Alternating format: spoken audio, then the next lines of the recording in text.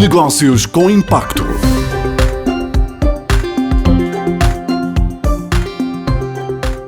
Olá, bem-vindos a mais um Negócios com Impacto, um podcast da Renascença em parceria com a Católica Lisbon. Eu sou a Filipa Ribeiro e hoje falamos com uma empresa que quer ajudar outras empresas a juntar tudo no mesmo cartão, outros benefícios para os trabalhadores, desde subsídio de refeição, seguros de saúde e outros descontos, tudo na mesma plataforma. É a Coverflex e comigo está um dos fundadores, o Rui Carvalho. Bem-vindo, Rui.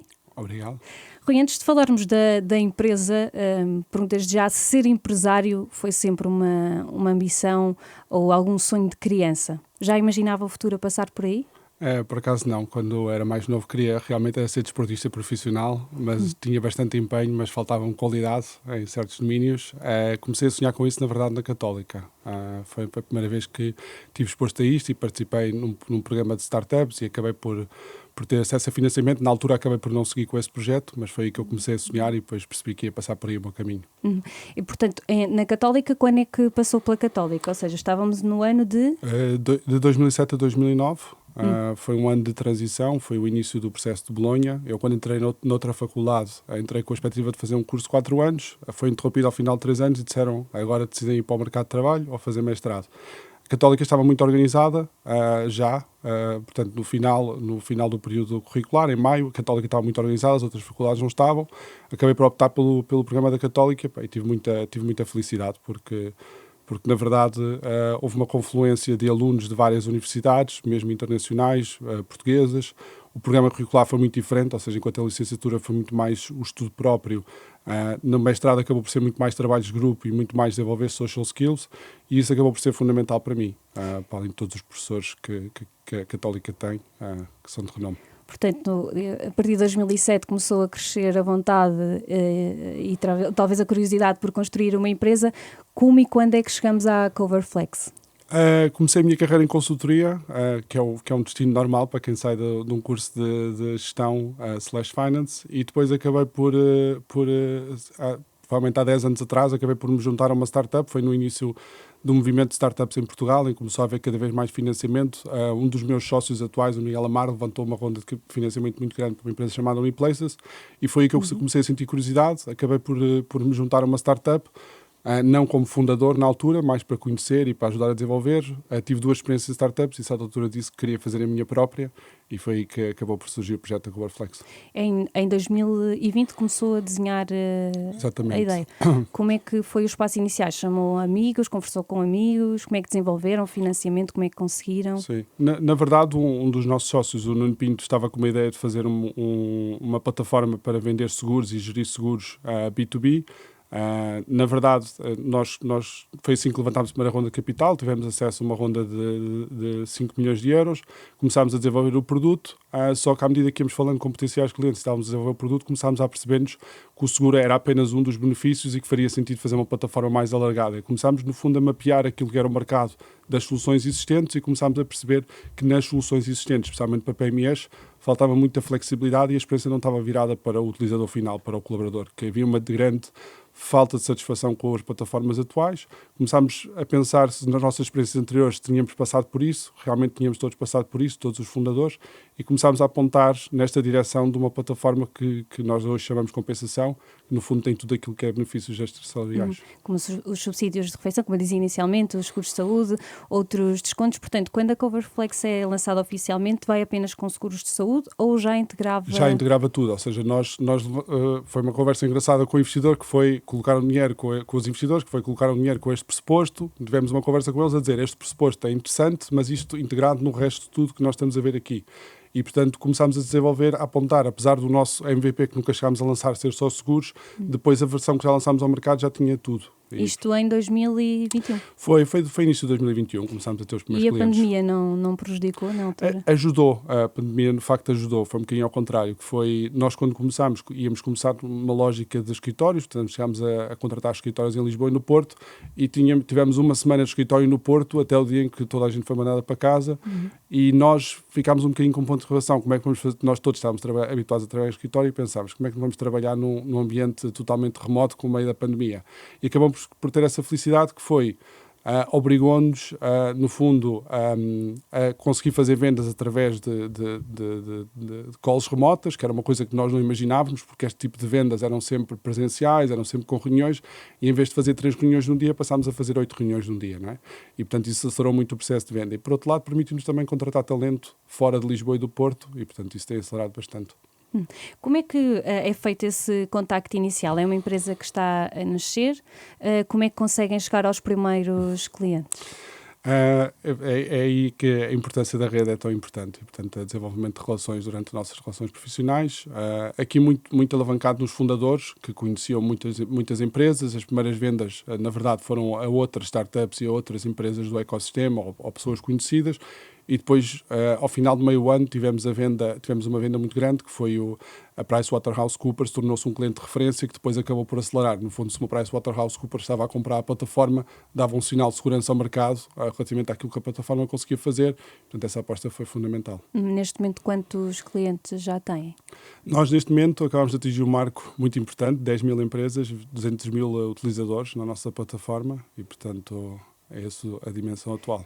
E o que é que oferecem? Ou seja, oferecem uma só plataforma com tudo, ou o cliente pode ajustar conforme os subsídios e os benefícios que tem dentro da empresa? É isso. Nós, no fundo, o que é que fizemos? Olhámos para todas as dimensões da compensação e fatiámos todas as dimensões da compensação. E, portanto, no fundo, damos essa flexibilidade, por um lado, às empresas, ou seja, a empresa pode chegar ao pé de nós e querer só o cartão refeição, por exemplo, ou quer só seguros connosco, ou pode querer o pacote completo. Ao final do dia, o que nós queremos é o pacote completo, que é tudo no mesmo sítio, e depois permite essa flexibilidade ao utilizador final de customizar um bocadinho a compensação aos seus interesses. Ou seja, quando nós olhamos uma perspectiva de benefícios flexíveis, nós temos, por exemplo, os cheques creche, os PPRs. Obviamente, se calhar quem está a contratar um cheque creche não quer um PPR, e a nossa plataforma permite fazer essa gestão, ou seja, o utilizador final, sempre virado para a experiência do utilizador final, tomar a decisão. Nunca houve nenhuma dificuldade? Foram tantas, são todas diárias.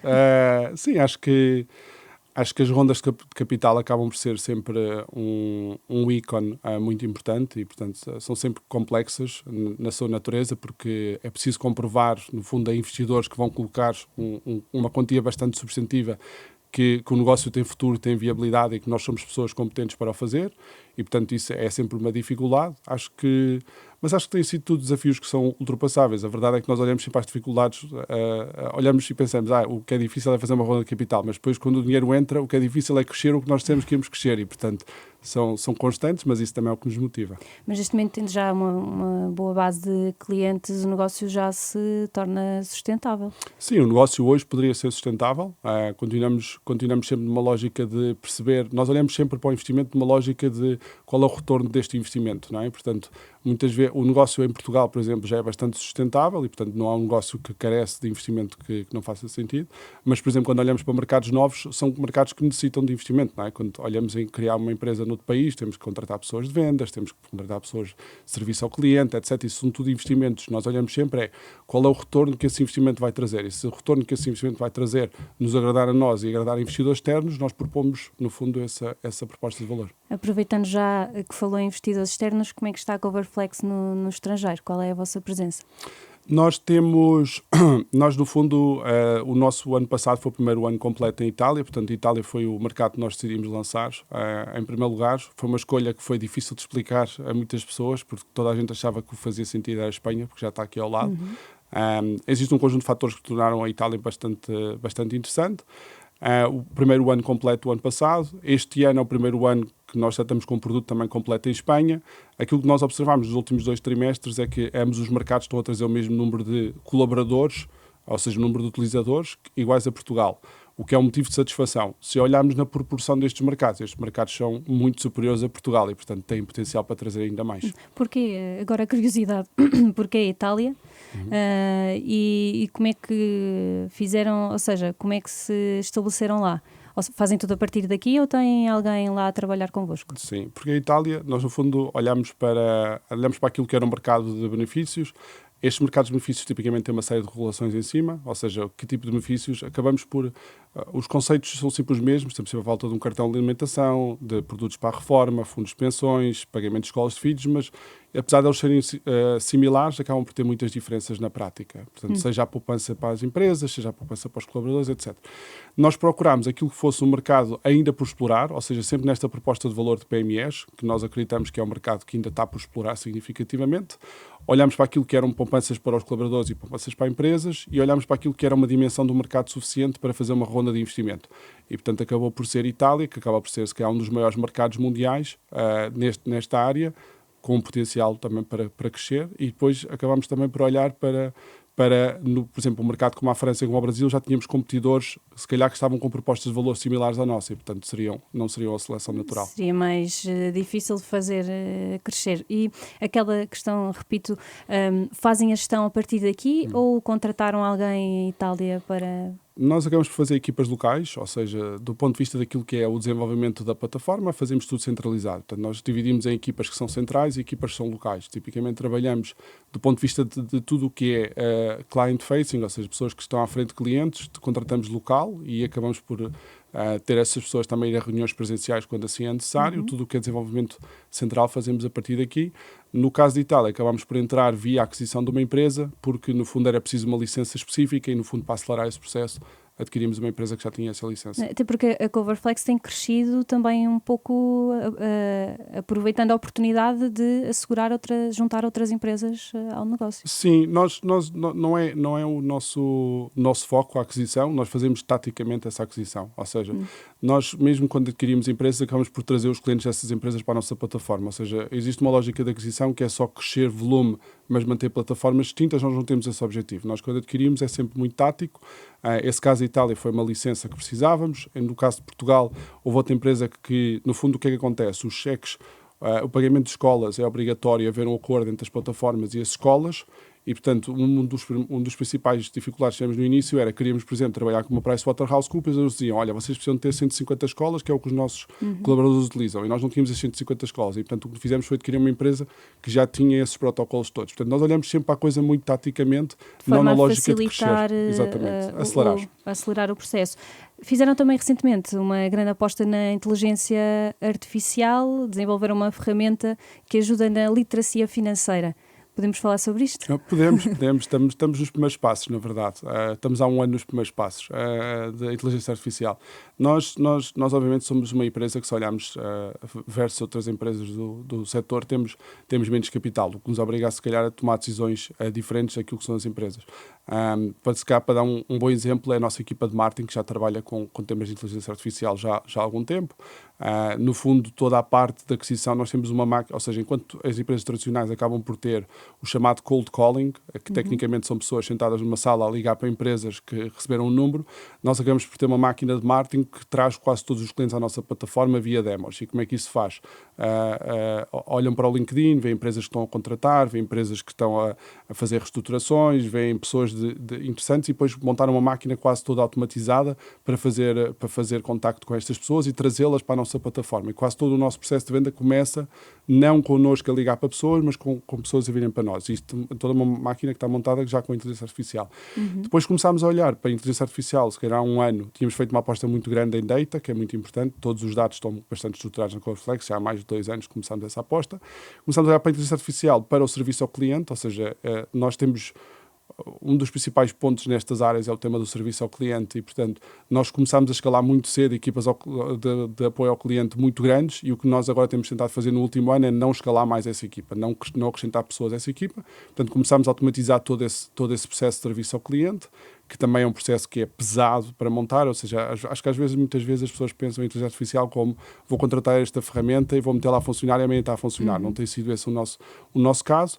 E depois o último passo tem sido virar, ou seja, começámos pela máquina de marketing, fomos ao serviço ao cliente, estamos agora na fase de chegar àquilo que é o processo de venda, ou seja, começar a ter cada vez melhores pontos de venda, especialmente o canal voz, que é um canal que nós estamos a começar a explorar, que é para começar a ter esse serviço ao cliente também voz, porque a verdade é que, apesar de nós termos uma plataforma que é muito rápida a responder, as pessoas gostam muito do canal voz e, portanto, é uma das áreas que nós estamos ainda a testar, apesar de haver muitos exemplos bons em inglês, em algumas das línguas em que nós estamos não são exemplos tão bons, mas para nós é uma área estratégica para o futuro, a inteligência artificial. Esta questão da literacia financeira também é uma forma de esclarecer mais os clientes sobre com o que é que estão a lidar na Coverflex. Sim, nós no fundo, quando eu estava a falar em serviço ao cliente, estava a pensar não só naqueles que são perguntas dos clientes, mas também criámos uma área dentro da Coverflex que nós chamamos de Coverflex AI, que é no fundo uma área em que os colaboradores podem fazer perguntas como, por exemplo, qual é o PPR em que eu devo investir, ou em que área que eu devia estar a gastar benefícios, como é que eu me comparo relativamente... Portanto, há um conjunto de perguntas um conjunto de ferramentas que nós criamos para as pessoas terem cada vez mais informação e mais literacia financeira. Mas eram questões que eram recorrentes por parte dos clientes? Sim, eram questões que eram recorrentes, mas o objetivo ao final do dia acaba por ser dar mais literacia financeira e ajudar as pessoas a gastar. Ou seja, o que nós vemos, muitas vezes, agora comparando com outras ferramentas, o que nós víamos nas outras ferramentas e aquilo que os clientes nos dizem é que as taxas de utilização de benefícios acabam por ser muito, muito curtas, ou seja, sempre abaixo de 50%. O que nós vemos na Coverflex é sempre acima de 80%. Okay? Agora, a verdade é que esta customização e esta personalização, o que é que a inteligência artificial permite é a personalização. O que antes nos obrigava a ter chamadas individuais, a inteligência artificial consegue alavancar estas chamadas individuais e quando eu falo de chamadas individuais é esta personalização ao caso específico, ou seja, nós sabemos quem é a pessoa, nós sabemos quanto capital é que essa tem, nós percebemos como é que ela se enquadra em todo o ecossistema de pessoas que nós temos comparáveis e nós conseguimos dar sugestões à pessoa.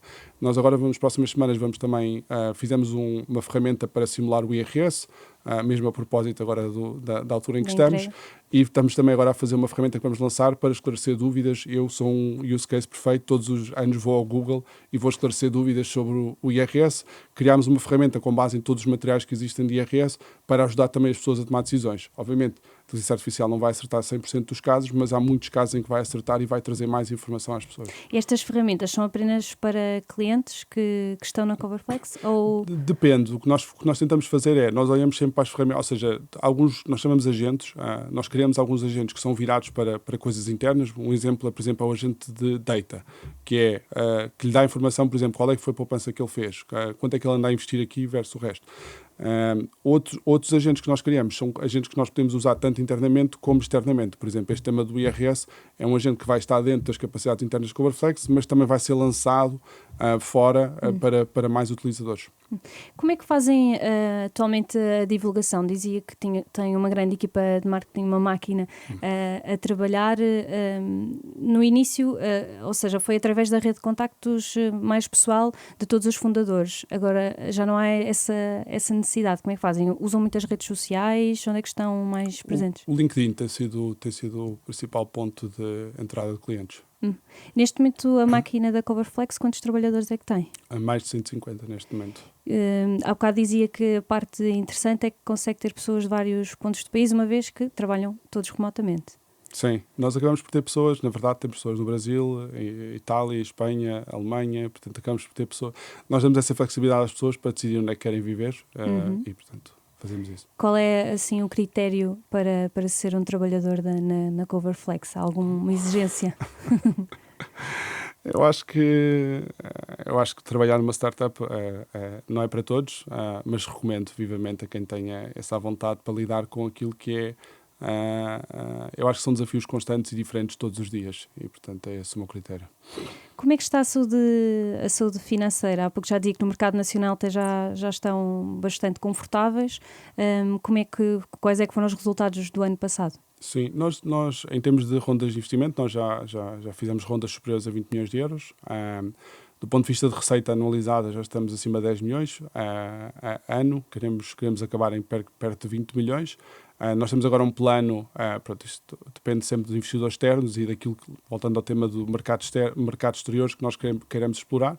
Temos um plano que nos vai levar a ter profitability, portanto a ter resultados positivos, mas também temos um plano de, se houver um investidor que diga amanhã, olha, que coloquem mais dinheiro em Itália porque realmente o mercado é gigante, ou vamos juntos para a França, também podemos ter esse plano. Qual é, assim, o grande objetivo para o próximo ano na Coverflex? Para este ano. Para este ano, sim. No fundo, nós agora estamos relativamente à inteligência artificial, se nós olharmos para aquilo que é o mercado, e só para dar este exemplo em Portugal, nós temos 1 milhão de empresas em Portugal, não é? Quando nós falamos, não estamos em 10 mil em Portugal, mas queremos nos próximos meses, estamos numa pequena porção disso, não é? Nós acreditamos que temos uma proposta de valor que é suficientemente boa, quase para todas as empresas. Obviamente nós temos setores que nos gostam mais de nós, setores de serviços são tipicamente mais ajustados, mas na verdade nós pensamos, por exemplo, num cartão refeição ou seguro de saúde, quase que seriam universalmente aplicáveis e, portanto, o nosso objetivo só que nós também sabemos que não é fácil criar, e por isso é que as empresas que existem hoje no mercado nunca chegaram a estas PMEs e às microempresas, porque não é fácil termos uma pessoa de vendas a falar com uma unipessoal, não é? E, portanto, nós acreditamos que a inteligência artificial nos vai ajudar do ponto onde nós estamos hoje de 500 empresas por mês, talvez a chegar às 1000 empresas por mês este ano. Portanto, isso é um dos principais projetos. E depois é consolidar, obviamente, aquilo que estamos a ver, que são os indicadores muito positivos em Itália e Espanha. Eu espero que nos próximos trimestres eu não olhe para, estamos a trazer o mesmo número de colaboradores em Portugal versus o resto, mas olhemos para os outros como muito maiores. De que forma é que a passagem pela Católica Lisbon ajudou na construção da Coverflex e também no dia-a-dia a resolver os problemas que surgem?